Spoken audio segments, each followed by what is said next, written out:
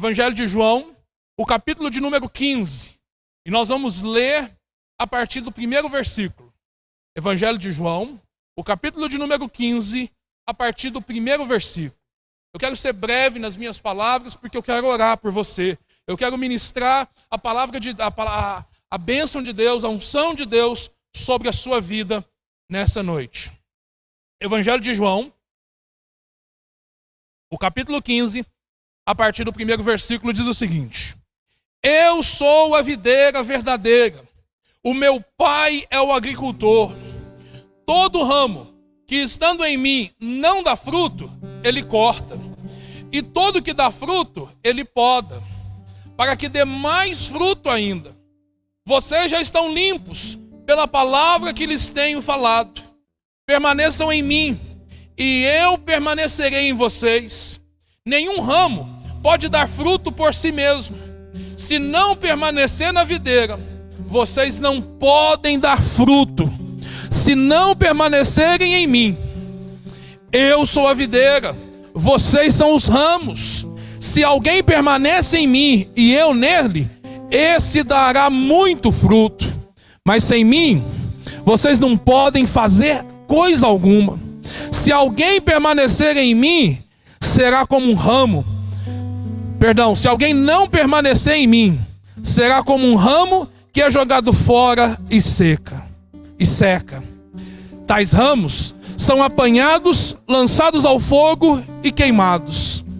Se vocês permanecerem em mim e as minhas palavras permanecerem em vocês, pedirão o que quiserem e lhes será concedido. Meu Pai é glorificado pelo fato de vocês darem muito fruto, e assim vocês serão meus discípulos. Aleluia. Querido, capítulo 15 de João, esse capítulo que nos fala da videira verdadeira.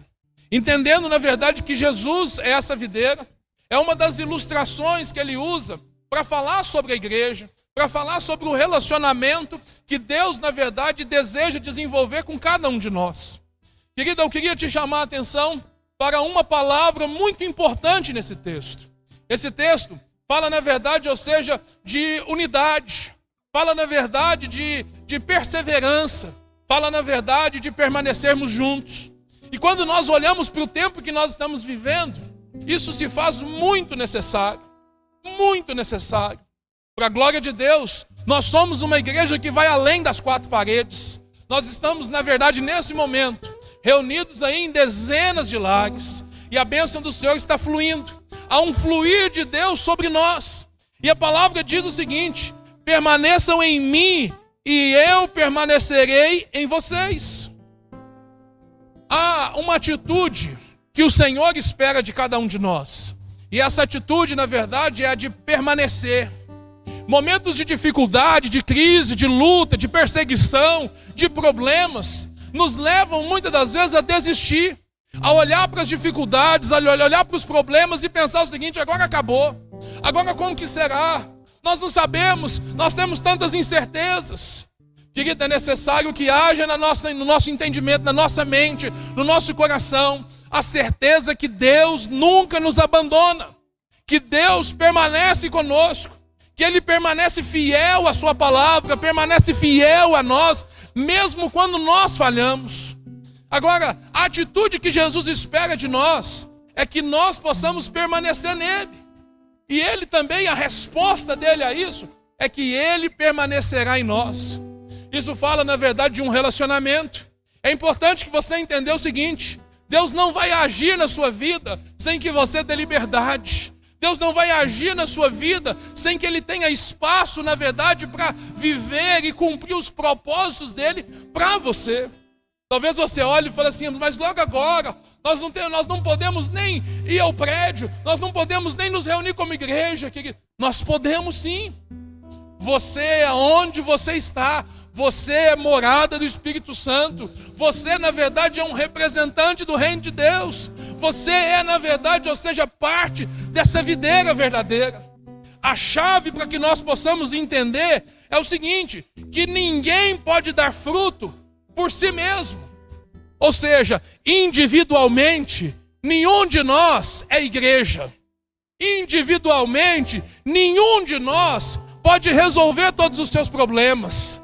Mas o texto está dizendo o seguinte, olha, nenhum ramo pode dar fruto por si mesmo, se não permanecer na videira, se não permanecer em Cristo. Ele continua dizendo, vocês não podem dar fruto se não permanecerem em mim. E aí ele mais uma vez ele reforça o argumento que o Senhor é a videira. Ou seja, a necessidade de nós como ramos estarmos ligados nele. Há um procedimento na videira. São dois procedimentos diferentes, mas que têm, ou seja, no mesmo sentido, um sentido de dor, de corte. O texto diz aqui no verso 2, que todo ramo que estando em mim não dá fruto, ele corta. E todo corte dói, machuca. Mas presta atenção, ele diz que aquele que dá fruto, ele poda. E talvez nós não percebemos o seguinte, tanto o corte quanto a poda produz dor, mas com propósitos diferentes. Querido, nós estamos sendo podados na nossa liberdade de estarmos nos reunindo presencialmente. Mas deixa eu te falar uma coisa, nós estamos sendo podados para que nós possamos dar mais frutos, para que nós possamos avançar ainda mais, para que nós possamos ultrapassar os limites desse prédio e poder alcançar vidas que nunca poderiam estar aqui. Querido, em nome de Jesus, que você possa olhar para esse tempo, na verdade, como um tempo de oportunidade, que Deus, na verdade, quer manifestar a vida dele, a bênção dele, através de você. Querido, nada escapa ao controle de Deus, nada escapa ao controle de Deus. Tudo, ou seja, o Senhor continua no trono, Ele continua no controle de todas as coisas.